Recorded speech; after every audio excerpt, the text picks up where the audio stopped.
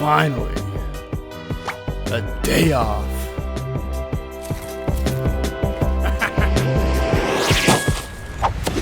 Hello? We got something for you. This better be good. It's my day off! We got an anonymous tip about corruption in the agency. No. Your mission, should you choose to accept it, is to investigate me! What are you doing? I don't know, but it's gonna be crazy! I don't get it. What's going on? You can't get me! Stop it! Stop! I don't get it. What? What?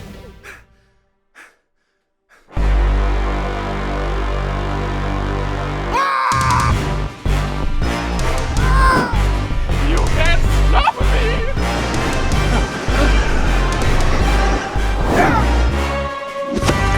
Oh no!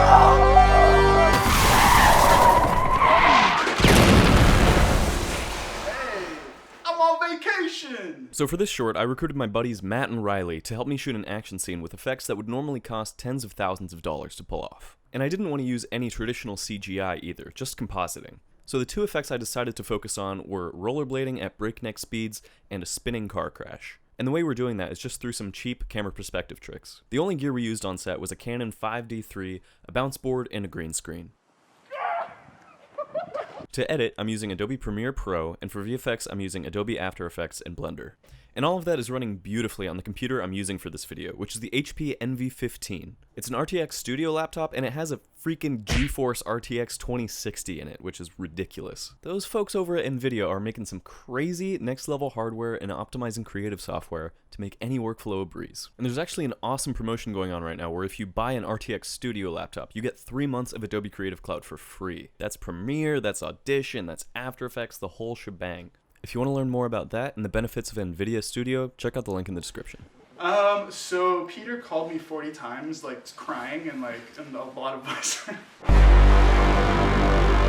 Alright, so this effect is actually pretty straightforward. There's really only two main elements. The foreground element, which is the shot of Matt, and the background element, which is the shot of the street.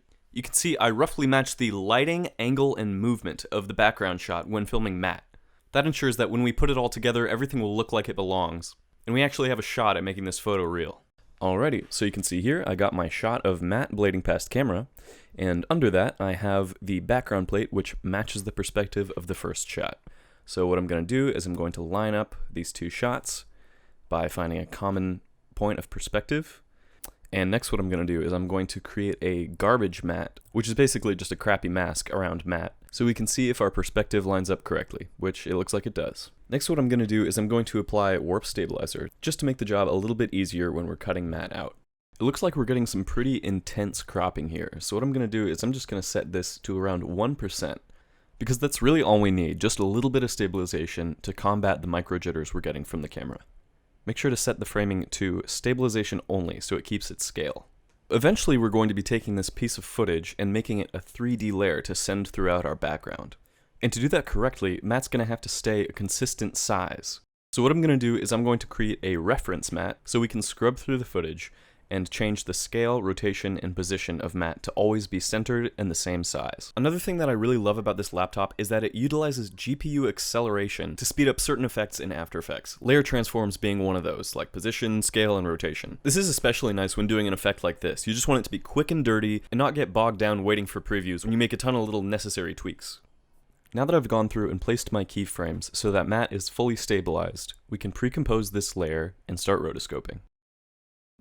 I'm going to be using Mocha for my rotoscoping, which has some awesome tracking features which automate a lot of the rotoscoping process. When rotoscoping people, I find that it's most effective to do it by body part, or by body section. So first I'm going to track and rotoscope the chest. Then I'll move on to the head and legs. Now that I have Matt fully rotoscoped, we can bring this back into After Effects. Back in After Effects, we can create our masks, and now we have a fully rotoscoped Matt ready to drop into the scene. Now we can go ahead and throw 3D Camera Tracker onto our background footage. Now that we have it tracked, we can go ahead and create our camera, and then set Matt to a 3D layer. Unfortunately, it won't be perfectly positioned or scaled or rotated from the get-go, so we're going to have to do some manual tweaking to get his feet on the ground and have him be the right size. Now that we have him correctly oriented in the scene, we can go ahead and animate his position throughout it. So let's send Matt far, far away. A general rule of thumb, at least with Matt, is to get him far enough away so that you can't smell him, because he's very stinky. So I'd say this quarter mile should about do it. Then we can set our first position keyframe, move later in the scene, and then bring Matt forward. Although you'll see that he's not rotated towards camera, he kind of looks like a flat plane. So we can right click on the footage, go to transform, auto orient, and then select auto orient towards camera. Then we can go through the rest of the scene and position Matt how we please. Boom, looking good. One thing I noticed is that Matt's feet would actually be in shadow right here. So to fix that, let's add a 4-color gradient. Let's bring each point of the gradient in towards Matt, and then change the colors to white if that area should be in sun, and black if that area should be in the shadow. I'm actually going to use the eyedropper to set the blacks to the actual color of the shadows, and then set the whole effect to multiply. Bringing down the blend value to 0 will increase the contrast in between the shadow and the light areas. Then we can keyframe the opacity and go through our footage, animating the shadow's visibility on the legs.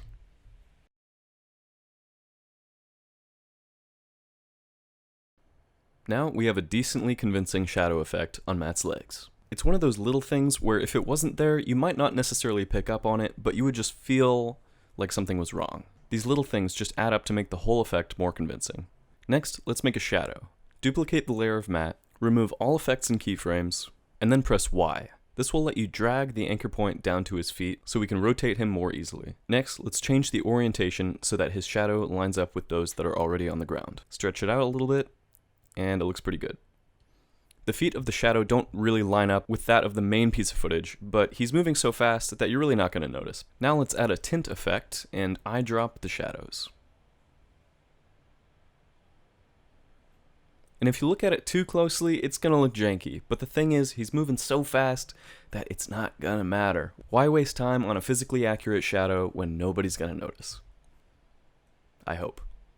Last step is to add some motion blur, so let's go ahead and enable it for Matt and his shadow. Motion blur is another one of the GPU accelerated effects, which is just fantastic because 3D motion blur is infamously slow in After Effects. I can have a comp that plays perfectly smoothly, and then the moment I enable motion blur, it just all goes out the window. But thankfully this is an RTX Studio laptop, which means NVIDIA partnered with HP to make sure it's the best it can be for creative work, right down to the drivers. NVIDIA also works with Adobe and other software developers through APIs, SDKs, and just making sure there are tools in After Effects that make your work faster. It makes After Effects faster. We've been searching for this. Now let's add some interpolated motion blur to the background. My weapon of choice is Real Smart Motion Blur, but you can do the same thing with Force Motion Blur inside After Effects. And there you go, a pretty convincing, high-speed rollerblade shot without putting anybody in danger. Just using some cheap camera perspective tricks and a bit of compositing. Alright, so here you can see we got the background footage for our car crash shot, and the first thing we're going to do is track the camera. So let's actually mask out the car because this might screw up our track. Once that's done, let's pre-compose the layer and then add 3D camera tracker. Once that's done, with the effect selected, we can right-click on some of these points and create a solid and camera. The track is looking good, so we can move on. Next, let's paint out the car in the second half of the shot when it's going to be replaced with the spinning car. So let's duplicate our background footage. I'm going to name it Paint Out. And let's select a little bit of the background that is not obscured by the car. We can go ahead and right-click to set it to freeze frame, and then turn it into a 3D layer. You'll see it gets moved a bit, so we're going to have to fix that manually. I like to adjust my anchor point to a piece of the footage that will be easy to line back up. So this tree here. Move that back on top of the tree, and then pressing W, I can bring up the rotation tool to rotate the footage back into place. I'll bring the opacity back to 100%, and then feather out the edges a little bit. It won't look perfect, but since it's not the focal point of the scene, I'm not too worried. Now I'm going to go through the rest of the shot, repeating this process. Once I have all my paint out layers ready to go, I'm going to duplicate my camera tracker and select that along with the paint out layers, and then pre-compose them. This way we'll have all of our paint outs in one layer, and it won't be bogging down the composition. Because we're going to be bogging it down later with explosions and stuff. Now you'll see that our paint out is covering up a bit of the car, so we're actually going to have to cut out the car and place it back on top of the paint out. So once again, I'm going to duplicate the background footage and name this Car Roto. I'm going to assign it a green label just so it's easy to pick out, and then I'm going to trim it to just the parts where we'll need it, which is from when the car starts entering the paint out to when the car gets hit. Once that's done, I'll add Mocha again and we can start rotoscoping. It's pretty much the same exact process as rotoscoping matte, it's just this time we want to include the shadow as well. Now that we have our rotoscoped car, I'm just going to add a little bit of feathering to the shadow and we're good to go. Next step is to create our spinning car asset. So here I have a piece of footage where my lovely girlfriend Kaylee is driving in circles around a parking lot. And the reason we got this is to stabilize the footage to the car, to create the illusion that the car is spinning, not turning. So similarly to how we did with matte, we're going to create a reference car, and then go through the shot, changing the position, scale, and rotation of the car to match the reference. Now you can see that the car maintains a consistent scale, position, and rotation throughout the shot. The next step is to speed it up a bit, and then rotoscope it. Fun! That's looking pretty good, so now we can pre-compose our layer and bring it into Mocha. I hope you have a good podcast at the ready. Woo! That was so fun. Okay. I didn't actually just do that. I'm recording this voiceover later. Whew. This is looking pretty good. Back in our main composition, we can drop in the car spinning asset, make it a 3D layer, and then line it back up with the original car, making sure to enable the auto orient feature once again. Now let's add the second car that's going to crash into this one. I filmed a random Prius driving by, and we all know how threatening Priuses are, so I figured this would be the best one to use. And since we're going to be dropping this Prius into our existing footage, we're going to want to get rid of any camera movement that would make the Prius drift around. So let's go ahead and stabilize the shot. I'm going to pick 2 points of contrast in the footage and track those forwards and backwards. Once that's done, we can apply the stabilization to the footage. Looking smooth. So we can pre-compose that, and then add Mocha to cut out the car. Once that's done, we can turn off our mask momentarily and set the Prius to a 3D layer. Auto orient towards camera, obviously. Then I'm going to turn down the opacity and line it up with the background. Once that's done, I'll turn the opacity back up, re-enable the mask, and what do you know, it's looking pretty good. Now let's set some position keyframes for our spinning car. Originally, I tried the car just going in a straight line, but it really doesn't make sense physics-wise, so I decided to just go cartoony with it. Now for the fun part, we get to layer some explosions and dust elements and stuff like that. I'm a big fan of the Action VFX fire explosions and dust explosions, so I'm going to be using both of those as the main elements to this explosion. When importing stock footage like this, I like to bring the anchor point down to the base of the explosion so it's easy to rotate and scale and move about. I'm going to go about this by layering 4 main elements. I'm going to do a smoke explosion, and then a fireball, and then another smoke explosion, and then another fireball. Layering stock footage always gives you a much more convincing result than just using one piece. When doing explosions, I find getting the ground part of the explosion to be pretty tricky, so my tried and true method is just to be lazy and cover it up with smoke poofs. So we're going to be using this little guy. To get rid of the black background, I'm going to add shift channels and change the alpha to luminance. This will calculate the smoke poof's transparency based on its brightness. Then I'll add some levels, switch to the alpha channel, and boost that a bit. Then we can add a tint to fix the colors. I'm going to set the black value to a dark gray and just leave the white value at white. It's looking pretty good. Next, I'm going to add a lens flare. I'm going to create a black solid and add the lens flare effect that comes with After Effects. I'm going to change it to one of these, add a tint to make it black and white, and then throw on Color Vibrance by Video Copilot. It's a free plugin that calculates color gradients beautifully. So I'm going to set it to orange, set the blend mode to screen, and then animate the brightness of the lens flare to show up for just 1 or 2 frames, just to get that initial pop of the explosion. The last little sweetener I'm going to add is a shockwave. So let's create a white solid, and then draw some circles, feather them out into a rough shockwave shape. Set that to a 3D layer, and then animate the scale over time. Now I'd like the shockwave to distort the air around it, so let's duplicate our 3D camera, pair that with the shockwave, and pre-compose them.